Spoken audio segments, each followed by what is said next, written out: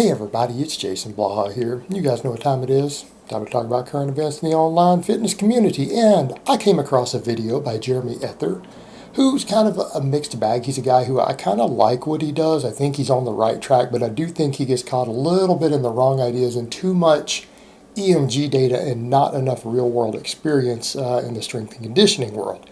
Now, before I go on, I'm going to ask all of you guys who regularly like these videos, you enjoy these, to be sure and click the like button down below. I still have these same three guys running a dislike bot. And if you guys could just offset that a little bit, if you like the video, go ahead and click like. So let me go ahead and put on my +5 How to Speechcraft, and let's talk about this. And here's what we need to discuss with someone like Jeremy. Some of his stuff is good, but as I've said before, Jeremy struggles with back development and he struggles with leg development. And it's obvious when I watch some of what he's doing is that he's getting a little too caught into EMG data instead of actually basic hard work and understanding tension and things like that. Perfect example, if you look at his back, he doesn't have back width. He's made an entire video about back width, trying to discuss the studies of it instead of just putting in the basic work, and his back is still relatively weak and his back is still relatively narrow. And I mean, a perfect example, we can talk about creating the illusion of a wider back, whereas when you take someone like me who has a wide back, purely as a strength athlete, I don't have a small waist. I have a lot of fat around my waist still. I still have loose skin from losing 100 pounds of fat. But if I flip in here,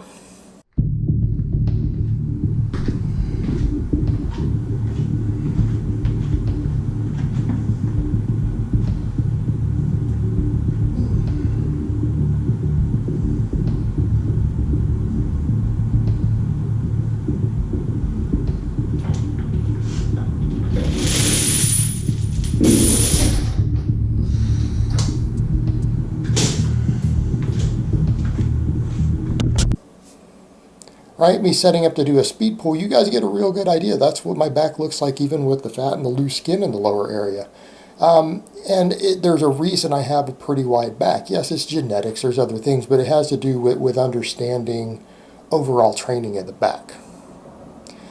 And a lot of what Jeremy talks about here, he talks a lot about mind-muscle connection. In my experience, I've never had a mind-muscle connection with my back. And that's been one of the interesting things. I've only found one exercise I can even feel in my lats, and I've only started doing it recently, and that's chest-supported, basically pin lay rows off the floor. And I'm technically doing them in a way that actually builds the traps and the rhomboids more than the lats. Yet I feel them in my lats. Weighted pull-ups from a dead hang, I don't feel in my lats. Deadlifts, I don't feel in my lats, but that's how I build my lats. So we kind of come back over to that point of, what did you use to build them? Deadlifts, pull-ups. You guys have seen me do 100-pound weighted pull-ups, right? I don't feel that in my lats. You know where I feel pull-ups? In my biceps. You know where I feel deadlifts? My hamstrings. My traps. I don't feel either of them in my lats. Sometimes I deadlift a little bit. I feel deadlifts in my lats more than my pull-ups. So he's talking a lot about the mind-muscle connection. I don't think it's that important. In fact, overall back development's pretty easy to get on a strength-based program.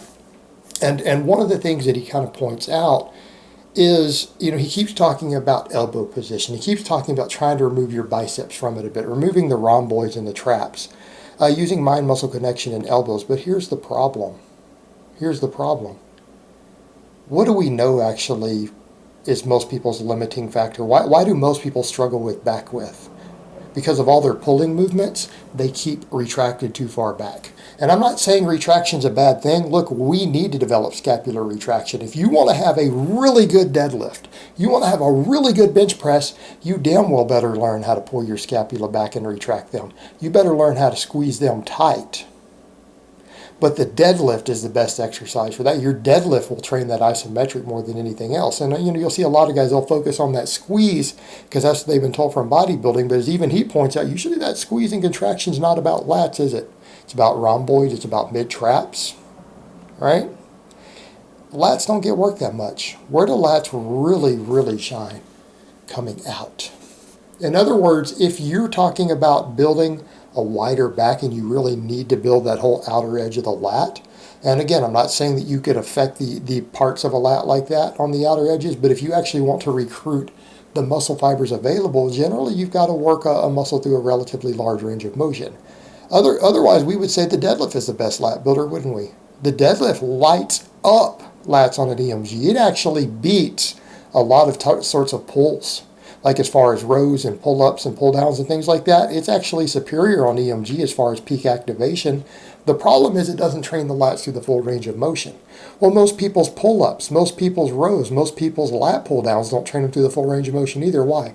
Because they're so focused on squeezing back and they only come up part of the way. Same thing, they come up here, they stop here, instead of letting the shoulders roll forward and stretch the lats. It's that last couple inches of the range of motion, in my experience, is what people actually lack. That's what people lack, and that's why they struggle with their overall lat development. And they might have decent mid-traps. They might have that because they're really focusing on that isometric, but you know what? You'd also have that just from deadlifting heavy, as long as you learn to pull your scapula back at the start of the pull. So they're focusing on that isometric with a lighter weight. I mean, realistically, guys, I mean, you really think your 100-pound, 150-pound row is really putting that much isometric on there? Not really, not compared to your 400 and 500-pound deadlifts. You think about, again, the tension and the isometrics involved is superior for that. So really all of your pulling motions, if your goal is to build your lats, you need to be focused on the stretch out here on the rows. Instead of stopping like this, like you would on a bench press, you've got to let your shoulders roll forward. You have to stretch those lats out. You've got to let the scapula actually spread in order to fully recruit the lats. And that's the biggest problem most guys run into. And quite frankly, anyone who tells me, hey, I'm struggling with back width, get your dead hang weighted pull-ups up.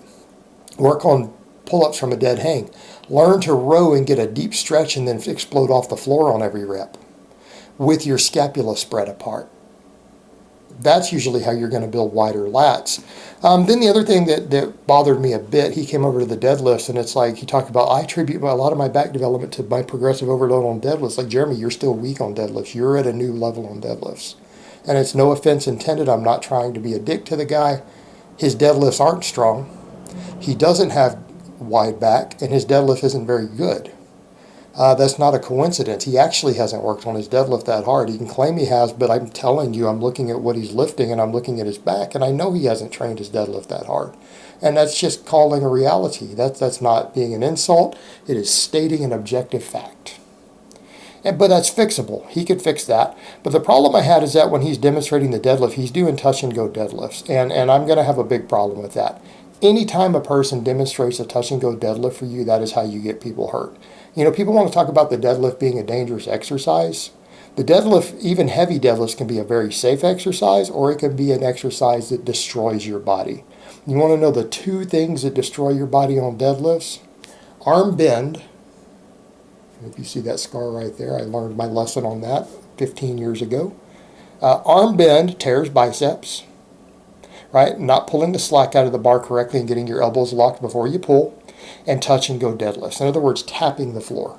If you're going to do a touch and go deadlift, you better do a Romanian. Don't make contact with the floor at all. Do not touch the floor unless you're going to do a full reset.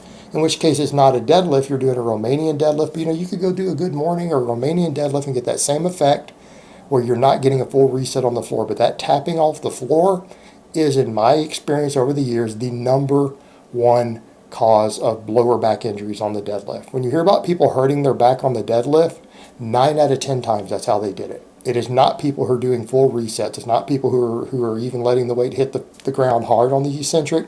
As long as they take a full second and reset their back and reset their hips and pull again correctly.